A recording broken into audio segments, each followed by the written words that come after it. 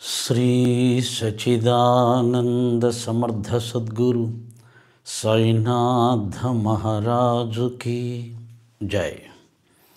సాయి బంధులారా, ఆత్మస్వరూపులారా, ప్రేమస్వరూపులారా, మనం శ్రీ సాయినాథ బోధామృతంలో ఉన్నాం. బాబాగారి నోటి నుంచి వెలువడినటువంటి జ్ఞానరత్నాలను విశ్లేషణ చేసుకుంటూ ఉన్నాం. ఈరోజు 4వ అధ్యాయంలో బాబాగారు పలికిన పలుకులు చూద్దాం. విఠలుపాటీలు వచ్చినాడా, నీవు వానిని చూచితివా, వాడు మిక్కిలి పారుబోతు, వానిని దృఢంగా పట్టుము, ఏమాత్రము అజాగ్రత్తగా ఉన్నచో తప్పించుకొని పారిపోవును. అంటే దీక్షిత్ గారు స్నానం చేసి తల మీద కండువా కప్పుకొని ధ్యానముద్రలో ఉన్నప్పుడు ఆయనకు పాండురంగ విఠలుని యొక్క దర్శనమైంది అని సచరిత్రలో మనకు చెప్తుంది. తల మీద దుప్పటి కప్పుకొని లేదా ఏదైనా ఒక వస్త్రం కప్పుకొని ధ్యానం చేసే విధానం ఒకటి ఉంటుంది. మా అమ్మగారు కూడా పొద్దున్నే లేచిన వెంటనే మంచం దిక్కుండానే తల మీద దుప్పటి కప్పుకొని వారి గురువుగారు బోధించిన మంత్రాన్ని జపించేవారు. ఇదే సంప్రదాయాన్ని కొంతమంది భక్తులు పాటిస్తూ ఉంటారు.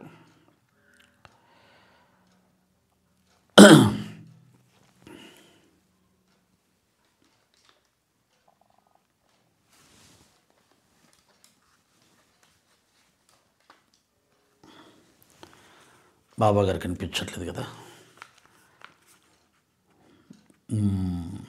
అలాగా దీక్షిత్ గారు కూడా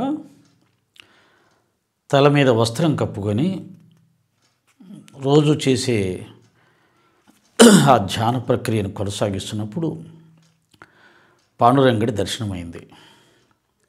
ఆ తర్వాత బాబాగారి దర్శనానికి వెళ్ళినప్పుడు బాబాగారు చెప్పిన మాటలు ఇవి. ఏమన్నారు చూడండి. విఠలుపాటీలు వచ్చినాడా, నీవు వాణ్ణి చూచితివా, వాడు మిక్కిలి పారుబోతు, వానిని దృఢముగా పట్టుము, ఏమాత్రము అజాగ్రత్తగా ఉన్నచో తప్పించుకొని పారిపోవును.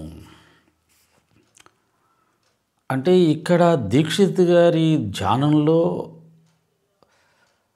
పాండురంగ విఠల్ని దర్శనం చేసుకున్న విషయం మసీదులో ఉన్న బాబాగారికి తెలిసింది. దీన్ని విన్న వెంటనే మనకి ఏమర్థం కావాలంటే, బాబాగారు మసీదులో కూర్చొని అన్నీ తెలుసుకోగలుగుతున్నారు అనేది ఒక పద్ధతి, ఆలోచన అర్థం చేసుకోవడంలో. దానికంటే ఇంకా ఉన్నతమైన పద్ధతి ఏంటంటే, బాబాగారు మసీదులో కూర్చొని అన్నీ తెలుసుకోవట్లేదు. బాబాగారు అందరి మదిలో కూర్చొని ఉన్నాడు కాబట్టి అందరి విషయాలు ఆయనకి అతి సులభంగా తెలిసిపోతూ ఉంటుంది. నేను మీ అంతర్యామిని అన్నాడుగా, మీ ఆత్మను అని అన్నాడు. అంతర్యామి అంటే ఆత్మ అని అర్థం. కాబట్టి అక్కడ ఎక్కడో కూర్చొని ఆయన గ్రహించట్లా, మన హృదయంలోనే కూర్చున్నాడు. ఇది బాగా గుర్తుపెట్టుకుంటే మనం ఏదైనా తప్పు చేయాలన్నా, తప్పుడు ఆలోచన చేయాలన్నా ఇక్కడ ఉన్న బాబా చూస్తున్నాడు అనేది మనకు వెంటనే గుర్తు వస్తుంది. బాబా ఎక్కడో షిరిడీలో ఉన్నాడు, లేకపోతే మన పూజా గదిలో ఉన్నాడు, లేదా సచరిత్ర గ్రంథంలో ఉన్నాడు, ఇక్కడ బాబా లేళ్లే అని మనం అనుకున్నంత వరకు మన ప్రవర్తనను సరిచేసుకోవడానికి గట్టిగా కృషి చేయం. కాబట్టి ముందు ఈ జ్ఞానం మనం సంపాదించుకోవాలి. ఏమిటిది? బాబాగారు ఎక్కడ ఉన్నారు? మన హృదయంలోనే ఉన్నారు. అప్పుడు మనం చేసే ప్రతి పని ఎక్కడ ఉన్నా, అది బస్సులో కానీ, ట్రైన్లో కానీ, బజార్లో కానీ, నడిచేటప్పుడు కానీ, ఇంట్లో కానీ, బాత్రూంలో కానీ, ఎక్కడ ఏకాంతంగా కానీ, ఎవరితో కానీ మనం చూసే చూపులో ఉన్న భావం ఆయనకు తెలిసిపోతుంది. మనం మాట్లాడే మాటలో ఉన్న నిజాయితీ ఆయనకు తెలిసిపోతుంది. మనం వింటున్న శబ్దాలు ఎటువంటివి అనేది ఆయనకు తెలిసిపోతుంది. మనం నటిస్తున్నామా స్వచ్ఛంగా ఉన్నామా అని దానికి తెలిసిపోతుంది. ఈ విషయాన్ని తెలుసుకున్న వాళ్ళు సాధారణంగా త్రికరణ శుద్ధిగా అన్ని వేళల్లో అన్ని చోట్ల అందరితో కపటం లేకుండా స్వచ్ఛంగా ఉండడానికి ప్రయత్నం చేస్తారు. అలా చేసినప్పుడే నువ్వు నిర్మలుడివి అవుతావు, స్వచ్ఛమైన వాడివి అవుతావు. దీనికోసమే బాబాగారు నేను మీ హృదయంలోనే ఉన్నాను అనే సత్యాన్ని తెలియచెప్పారు. కాబట్టి కాకాసాబ్ దీక్షిత్ గారు స్నానం చేసిన తర్వాత ధ్యానంలో దర్శించిన విఠలుడి విషయం బాబాగారికి తెలియడంలో ఉద్దేశం ఏంటంటే, దాని యొక్క అంతరార్థం ఏంటంటే, ఆయన దీక్షిత్ గారి హృదయంలోనే ఉన్నాడు, ఆయనతో పాటు ఉన్నాడు, అక్కడే ఉన్నాడు. కాబట్టి తెలుసుకోగలిగారు. తెలుసుకొని ఒక సాధనని ఇస్తున్నాడు ఆయన. విఠల పార్టీలు వచ్చాడా, నీవు వాడిని చూచావా? చూశాడు కదా. ఆయన మిక్కిలి పారుబోతూ, అంటే ఒకచోట స్థిరంగా ఉండడు, వెళ్ళిపోతుంటాడు, పరిగెడుతూ ఉంటాడు, తప్పించుకుంటూ ఉంటాడు, దొరకడు. వాడిని దృఢంగా పట్టుకో. ఏమాత్రం అజాగ్రత్తగా ఉన్నా తప్పించుకొని పారిపోతాడు. మీకు విషయం చెప్తాను. పారుబోతూ విఠలుడు కాదు. విఠలుడు సాయిబాబా వేరు కాదు. విఠలుడు ఆత్మయే, సాయిబాబా వారు ఆత్మయే. ఆత్మ ఎక్కడి నుంచి పారిపోతుంది? ఆత్మ శరీరం నుంచి వెళ్ళిపోతే మనం పడిపోతాం. కాబట్టి ఆత్మ, విఠలుడు, సాయిబాబా వారు ఎక్కడికి పారిపోరు. వారు పారిపోతే మనం పడిపోతాం. కాబట్టి వారు ఎప్పుడు స్థిరంగా ఇక్కడే ఉంటారు. మరి ఎందుకు అలా అన్నారు పారుబోతని చెప్పి? జాగ్రత్తగా పట్టుకో అన్నాడంటే, నీవు అతని మీద దృష్టి ఎప్పుడూ ఉంచు. నీవు అతని మీద నుంచి దృష్టి మళ్ళించావా, అతను నీకు కనపడ్డు, అతను పారిపోడు. మన దృష్టి మళ్ళిస్తే మన దృష్టిలోకి ఏమొస్తుంది? ఆయన కాకుండా మరొకటి వస్తుంది. ఈ మరొకటి రావడానికి కారణం విఠలుడా, బాబానా, ఆత్మనా, మనమా? మనమే కదా. ఇలా చూశాను పక్కకి, వేరేది కనపడుతుంది. ఇక్కడ ఆయన ఉన్నాడు అక్కడే, బట్ నేను అటు తిప్పాను. నేను అటు తిప్పగానే అతను కనపడకుండా వేరేది కనపడింది. కాబట్టి ఇక్కడ పారుబోతు అనేది అతను కాదు, మన మనసు. కాబట్టి ఆ మనస్సును ఆయన మీదే నిశ్చలంగా దృఢంగా ఉంచు. ఎంత చక్కగా చెప్తారు, డైరెక్ట్గా చెప్పొచ్చు కదా. ఆయన మీదే మనసు ఉంచు, జాగ్రత్తగా ఉంచు, స్థిరంగా ఉంచు. నీ మనసు చంచలమైంది, ఎవరి మనసు అయినా చంచలమైంది, దాన్ని పట్టి ఉంచని చెప్పడు. విఠలుడు పారుబోతు, జాగ్రత్తగా పట్టి ఉంచు. ఎంత చక్కగా చెప్తాడు. ఇలా చెప్తే కదా మనం ఇలా విశ్లేషణ చేసుకునేది. అందరం దాని గురించి రకరకాలుగా మాట్లాడుకునేది. మనలాగే మామూలుగా మాట్లాడితే ఇంక దాంట్లో మాట్లాడేది ఏముంటుంది? విశిష్టత ఏముంటుంది? చమత్కారం ఏముంటుంది? లోతుగా వెళ్ళే ప్రయత్నం, మన బుద్ధికి పదును మనం ఇంకెక్కడ పెడతాం? మన బుద్ధి ఎప్పుడు వికసిస్తుంది? అందుకోసం ఆయన అన్నీ ఇలా నర్మగర్భంగా చెప్తూ ఉంటాడు. ఇంకా ఏమన్నాడు? ఇదే అధ్యాయంలో ఒక భక్తుడు వచ్చాడు.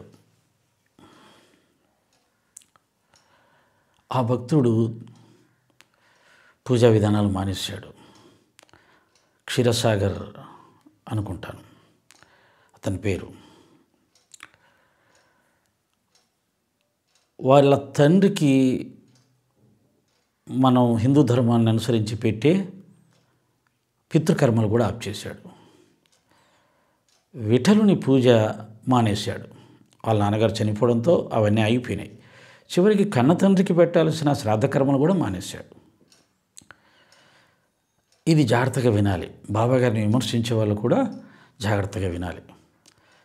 బాబాగారు హిందూ ధర్మంలో, సనాతన ధర్మంలో మనందరికీ మన ఋషుల చేత విధించబడినటువంటి శ్రాద్ధకర్మల్ని, పితృకర్మల్ని మానివేసిన ఒక వ్యక్తిని తన దగ్గరికి పిలిపించుకొని అతని చేత మళ్ళీ పితృకర్మలు చేసేలా బోధించి పంపించారు. అంతేకాదు, ఆగిపోయిన విగ్రహారాధనను కొనసాగించేలా బోధించి పంపించారు. విగ్రహారాధనని ముస్లిం మతం అంగీకరించదు, శ్రాద్ధ కర్మల్ని ముస్లిం మతం అంగీకరించదు. మరి బాబాగారు ముస్లిం అయితే మన సనాతన ధర్మానికి పట్టుకొమ్మలైనటువంటి వీటిని ఆచరించమని బోధించి పంపిస్తారా? ఆలోచించాలి ఒకసారి. వీని తండ్రి నా స్నేహితుడు కాబట్టి వీన్ని ఇచ్చటకు ఈడ్చుకుని వచ్చాను, నేనే తీసుకొచ్చానని చెప్తున్నాడు. వీని తండ్రి నా స్నేహితుడు. స్నేహితుడు అంటే భక్తుడు. అందుకనే ఇతన్ని వీడ్చుకుని ఇక్కడ తీసుకొచ్చాను. వీడు నైవేద్యం ఎన్నడూ పెట్టిడివాడు కాదు, కావున నన్నును విఠలుని కూడా ఆకలితో ఉంచినాడు. వాళ్ళ తండ్రి విఠలుని భక్తుడు, కానీ బాబా ఏమంటున్నాడు? నా స్నేహితుడు అంటున్నాడు. నా స్నేహితుడు అంటే నా భక్తుడని. ఎవరిని విఠలుని భక్తుడైతే విఠలుని పూజ చేయడం మానేశాడు, విఠలునికి ప్రసాదం పెట్టడం మానేశాడు. బట్ బాబా ఏమంటున్నాడు? నన్ను విఠలుని కూడా ఆకలితో ఉంచినాడు అంటున్నాడు. బాబాకి ఏం సంబంధం అంటే విఠలుడు నేను రెండు ఒకటే అని చెప్పకనే చెప్తున్నాడు. అది అర్థం చేసుకునే వాళ్ళు అర్థం చేసుకోగలుగుతారు. అర్థం చేసుకునే వాళ్ళు ఎలా అనుకుంటారు? విఠలుడు వేరు బాబా వేరు అనుకుంటారు. ఏది ఒక్కొక్క డైరెక్ట్గా నేనే విఠలుణ్ణి అని చెప్పడు, ఇండైరెక్ట్గా చెప్తాడు. ఎప్పుడో ఒకసారి అసలు విషయాన్ని చెప్తాడు. దీనికి కూడా మనం అన్వయించుకుంటే శ్రీపాద వల్లభ చరితామృతంలో దత్తస్వామి చెప్పినట్టుగా బాబావారు ఆంజనేయ స్వామి స్వరూపమని దత్తస్వరూపమని రెండు మిళితమైన అవతారమని తెలుస్తుంది. అందుకనే ఆయన స్వయంగా నేనే జగన్మాతను సృష్టి స్థితిలయకారకుణ్ణి అన్నప్పుడేమో దత్తభావంలో ఉంటాడు, దత్తాత్రేయ స్వామి భావంలో ఉంటాడు, పరబ్రహ్మ భావంలో ఉంటాడు. నేను బంటుని నేను సేవకుని అన్నప్పుడు ఆంజనేయ స్వామి భావంలో ఉంటాడు. ఇద్దరు కలగలిసిన అవతారం ఉండడానికి ఇదొక నిదర్శనం. నమ్మేవారికి, పోల్చుకునేవారికి, విశ్లేషణ చేసుకునేవారికి, ముఖ్యంగా నమ్మకం ఉన్నవారికి, ఆ అవతారాలను నమ్మేవారికి, నమ్మకం లేని వారికి లేదు. యద్భావం తద్భవతి అంటే ఇదే కదా. అలాగని ఈ భావనని నమ్మని వాళ్ళు కూడా నమ్మాలి అని ఎవరు అనట్లేదు, అనరు కూడా. అది ఆ సంస్కారం కూడా కాదు. అలాగే మీరు అలా ఎలా అంటారు అనడానికి కూడా సంస్కారం కాదు, అనడానికి ఎవరికీ అధికారం లేదు. భక్తి అనేది ఎవరి భావాన్ని అనుసరించి వారు ఆచరించవచ్చు. కాబట్టి విఠలుని నన్ను ఆకలితో ఉంచినాడు, అందుచేత వీనిని ఇక్కడకు తీసుకొని వచ్చాను. వాడు చేయనిది తప్పని బోధించి చివాట్లు పెట్టి తిరిగి పూజ ప్రారంభించినట్లు చేస్తాను. చూడండి, పూజ హిందువులు చేస్తారు, సనాతన ధర్మపరులు చేస్తారు, ముస్లింలు చేయరు. అసలు ముస్లిం మతం పూజను అంగీకరించదు, విగ్రహారాధన అంగీకరించదు. విగ్రహారాధన చేసేవారిని, పూజలు చేసేవారిని చంపమని చెప్తుంది అని సనాతన ధర్మవాదులమైన మనం అంటూనే ఉంటాం కదా. విగ్రహారాధన చేసేవారిని, పూజలు చేసేవారిని, అల్లాని నమ్మని వారిని చంపమని చెప్తున్నారు వాళ్ళు అంటున్నారు. మరి బాబాగారు విగ్రహారాధన చెయ్యమని చెప్పాడు, పూజలు మానేసిన వారిని చివాట్లు పెట్టి పూజ చేసేలా బోధించి పంపించారు. మరి బాబాగారు ఎవరు? ఆయన హిందూ ధర్మాన్ని ఎలా రెస్పెక్ట్ చేశారు, ఎలా ఆచరింపచేశారు అనేది ఒకసారి మనసు పెట్టి ఈర్ష్యాద్వేషాలు తీసేసుకొని చూస్తే అందరికీ అర్థమవుతుంది. కాబట్టి అనవసరంగా మన ధర్మాన్ని గౌరవించి మన చేత ఆ ధర్మాన్ని ఆచరింపచేసిన గురుస్వరూపాలను వ్యతిరేకించడం హిందూ ధర్మానికి, మతానికి మంచిది కాదు.